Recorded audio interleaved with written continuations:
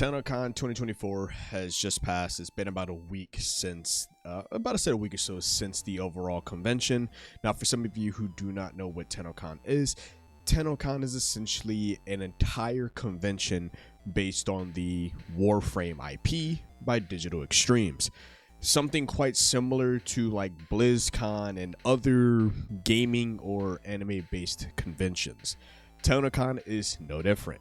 So with that just being passed, we received plenty of new information regarding Soulframe, regular Warframe, and as well as Warframe 1999. Now, these three, I would say, IPs, are quite interesting. So I've been playing Warframe like on and off throughout the past number of years. I actually made a video regarding seeing if it's still doing well in 2024. And God, the game feels like I never put it down.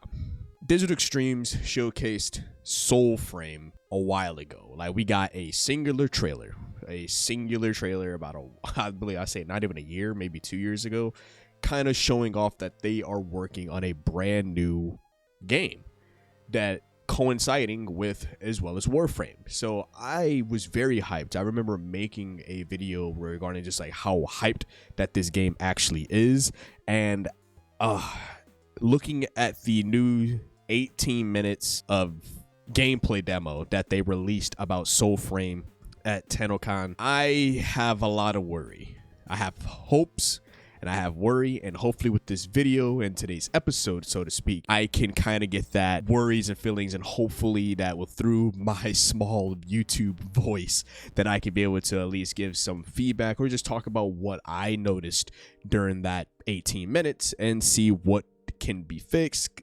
Right now, the entire community is in absolute uproar. So let's overall talk about Soulframe, the new 17-minute, 18-minute gameplay demo. One thing about that demo, let's talk about the character creation. The character creation, I absolutely loved how the character creation actually tied in with the overall like lore, like the actual lore of this game. It tied into the actual character creator. Like, granted, they did say it is a work in progress essentially of that character creator. There was a lot more for them to showcase with that, but overall it was absolutely fire. I loved it, honestly. I was like, this concept of like, it's not like, I like when games try to tie in your character to the overall lore. I loved how the guy was kind of explaining, like whoever was the actual narrator of the game was actually explaining about like how you're seeing your mom and you're this child and you're being born,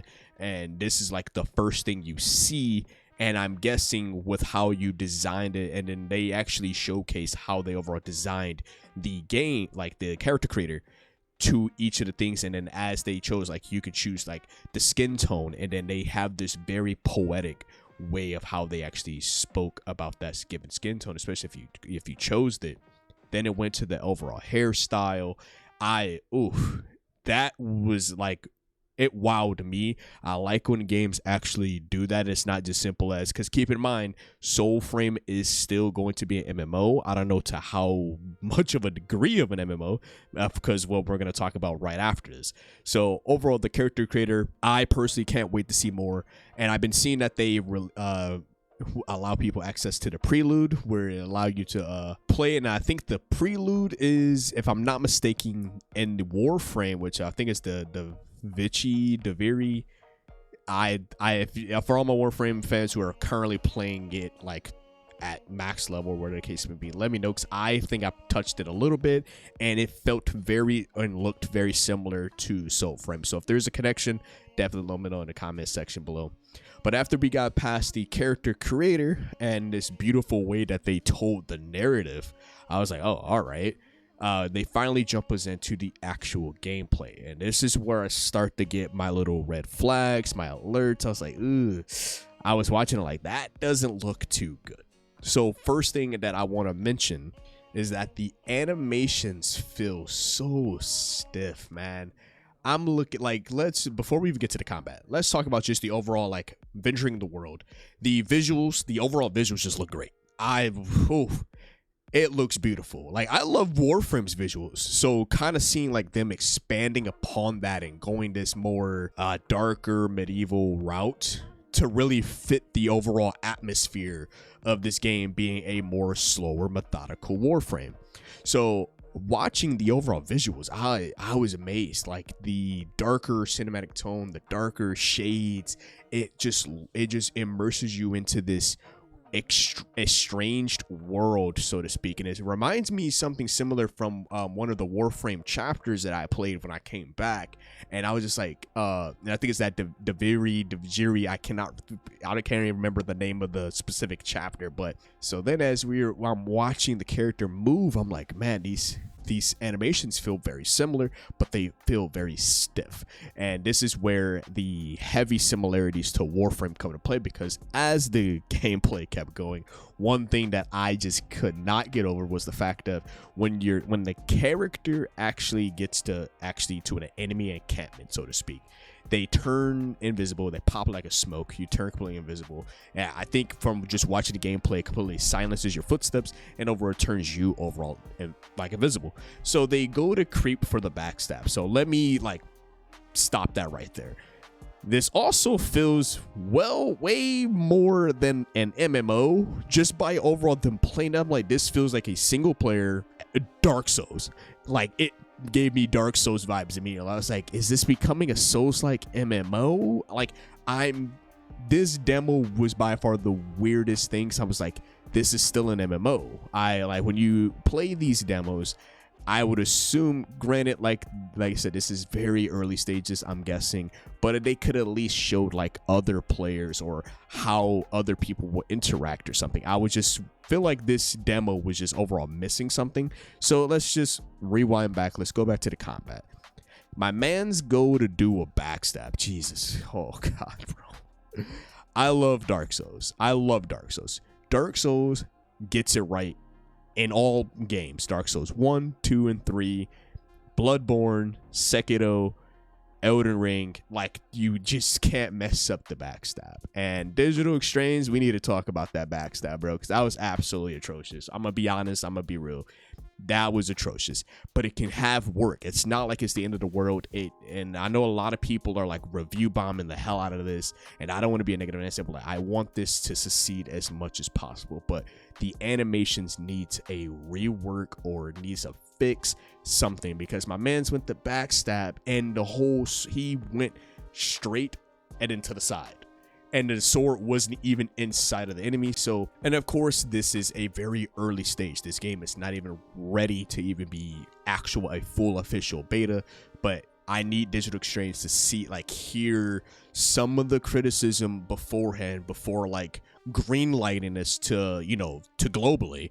And we need to put that in check, because that just looked off. So I can only imagine how that feels in your hands when you're actually trying to play, and it's going to turn off a lot of people.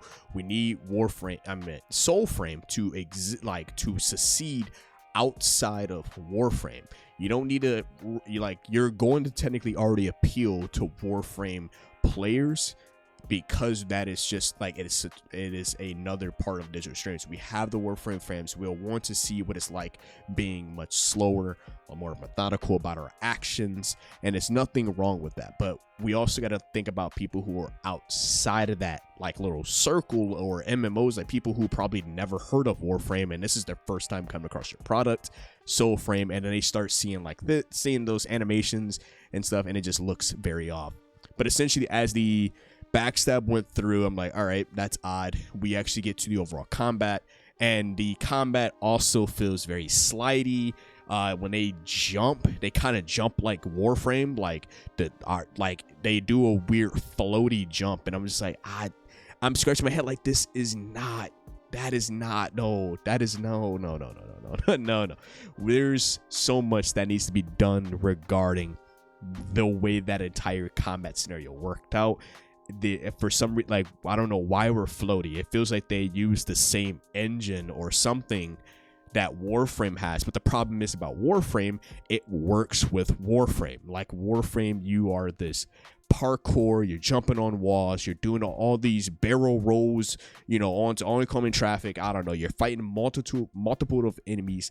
There's so much going on in Warframe, and that fits that environment. But when you slow it down, you bring it back in, you slow it down, and you actually You're in there. Your character is moving like a Warframe. They're jumping 20 feet in the air, and it just looks like they're floating. It doesn't feel like it's a natural jump, especially if we're talking about somebody who is, if we're slowing it down. I mean, we're not playing Soulframe to get Warframe like quality. We're essentially trying to play Soulframe for something completely different. This is a new game. This is a slower style, because at the end of the day, what most people think, like, oh, this is just Warframe. Why not I just go play Warframe instead of this being its own game? You know, it's a lot that, because this essentially was a lot of a combat demo, as well as like a little bit of story demo. But another thing is, before we get to the overall boss fight, because like I said, this is feeling too much like a Souls-like, we actually have the hub area. Now in Warframe, your hub area are a couple of things. You have, of course, your spaceship, which is just your natural hub. You can change your frames out. You can collect your quests, you know, do everything you would. Then of course you have your overall, like, on the specific planet's hub areas. But essentially this game has its very own hub area that can be accessed pretty much if there's no enemies around. They essentially go into this, I guess, purgatory void area that looks like everything's on water. There's also ancestors as well. Ancestors, I found that kind of cool. It seems like just regular NPC merchants that have a bigger story to the original story. I guess you can find more NPCs throughout your entire playthrough to further increase the more options you get on your hub area. So essentially kind of like a little bit of a survival craft and like a world builder essentially. As you find those ancestors throughout your real world, they will come back to your hub world. Very like Dark Souls-y like, and other like RPGs where that sort of stuff happen. ARPGs as well, they do the same thing. Like, you meet somebody, they'll come back to your hub area, and then they'll sell whatever they want to sell. You can purchase them, and then all of a sudden there, now you're access to everything essentially. So I don't have a given problem with the hub area, so that is something that I would genuinely like. So one thing about Soulframe, it really, like, watching the gameplay demo, it just feels like I'm looking at Warframe with a skin slapped on it. So we move on over to the boss fight. The boss fight feels like I'm playing Dark Souls. It's very, like, not fully like targeting, like the lock-on system seems like off a little bit, so it's not like a full-on like we're playing Dark Souls, but you could tell like the camera is a little odd. There was a lot of visual glitches I seen in the demo, like the boss was like throwing heavy attacks, so to speak, that will glow, and then the glow will be like covering the entire screen. Camera also pushes into, which is a little strange, because as whoever is playing as the character, they were rolling, and from rolling I was like, why, like, they're sliding, like the roll looks like a slide. It's very sporadic, and I was like, oh my god, there's so much work that needs to be done with this game. I want this game to succeed. I want it to succeed and prosper outside of its counterpart, which is Warframe. And the thing is, and you're probably already catching a theme with this video, is that there's too much similarities. Like, yes, they're the same. This is the same developers that made Warframe, but outright trying to have this be very closely similar to Warframe is also not good too, especially when the gameplay looks like that. Not to mention, they showcased a full-blown demo that is now being spread through and through. So a lot of people who probably haven't even heard of Soulframe, don't even know it exists, probably don't even know Warframe exists, is now looking at this gameplay and the combat and the story, and they're like, okay, I love the strangeness of the story. I love how the world is in this twisted manner. But then you actually go look at the gameplay, and it feels like you're playing an indie game. Now, it's nothing wrong with indie games. Anybody who knows me on this channel, I've covered a lot of indie games on this channel. But when you are at the level that Digital Extremes is at, with a MMO that they have been working on for almost 11 years straight now, Warframe, at the popularity of it could be deemed as one of the best long-running MMOs that we have. other than, especially for like combat and everything else, it's still surviving, still being well funded. There's no signs of shutdowns. As you know, in the MMO state now, almost every MMO that comes out or has been out for too long has now either completely shut down. You got to do private servers, but no, Warframe is absolutely healthy. They're so healthy that the devs can actually have their very own conventions for just that IP alone. And now they have so much that they can now make Soulframe and Warframe 1999, these two different games. But overall, I just genuinely like the boss fight. They eventually did beat the boss, but it just felt just stiff. It felt odd. The jumping up and doing the, I guess, shooting the bow in this slow motion, like it just does not fit a slow methodical game.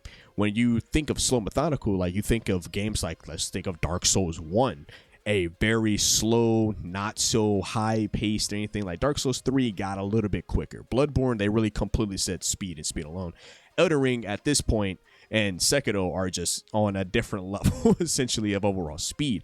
So you're saying you're slowing it down from your counterpart, which is Warframe, which is this hyper fast moving, bouncing all over the place, and this still feels like I'm playing Warframe, just not that great. So honestly, my couple cons, like I said, they definitely need to fix the animations. There's so much that needs to be fixed. Like that whole gameplay and everything just needs a redesign, rework, something of that nature. I don't say you got to do it from the ground up. I do not suggest that. Don't do it from the ground up. But good Lord, please, somebody need to fix this, because we cannot greenlight this and have this drop. And I will like to see this game when it releases. It gets like overwhelmingly positive reviews. It's blown through the Steam charts. It's number one played, high concurrent players. Like I want this game to succeed. I don't want this to drop and it's mixed reviews, overwhelmingly negative. And one of the things is just all of the problems, especially hopefully that they don't go too crazy with the microtransactions, because yes, this is a free-to-play mmorpg. So I just want this game to prosper. I know we're in 2024 and where this game might even come out next year. I know we're in the new age of gaming where they want to get it out as fast as possible just so that we can start, fix the game as time goes on.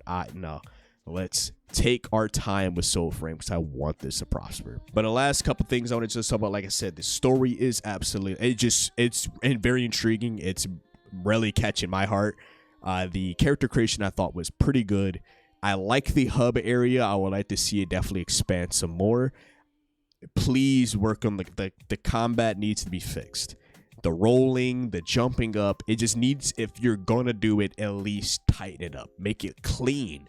It just feels like you just snatched a Tenno, threw him in Soulframe, and then he has like debuffs like negative 50% movement speed or something like that. It just feels like a Tenno's just got ripped out of the Warframe universe and put in the Soulframe universe. Other than Soulframe, in which, as I may not notice, some of you Warframe sleuths that be digging deep into the lore and all that, you may know, like, oh yeah, this is a continuation of Warframe or something of that. But for people who don't know this, for people who are new to the IP, who don't even know what Warframe is, and they hop on this, it's not gonna feel great. Especially, it didn't look great.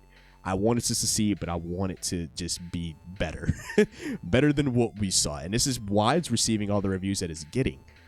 But that was my thoughts on the Soulframe 2024 gameplay demo at TennoCon. I want to know what you guys think about it in the comment section below. I definitely would like to hear what you guys' thoughts. If you've been playing Warframe for a very long time, you probably are thousands of hours in.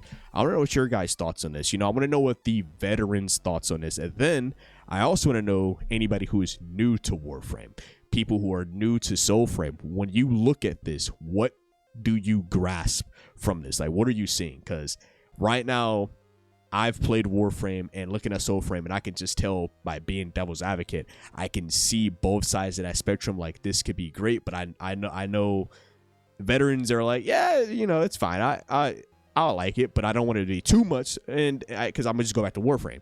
But then you got your new people who like, I've never heard of this a day in my life, and this does not look good whatsoever. So I want to know both sides, like my newbies who never heard of it, and my veterans. Let me know in the comment section below. We'll definitely like to talk to you guys about it.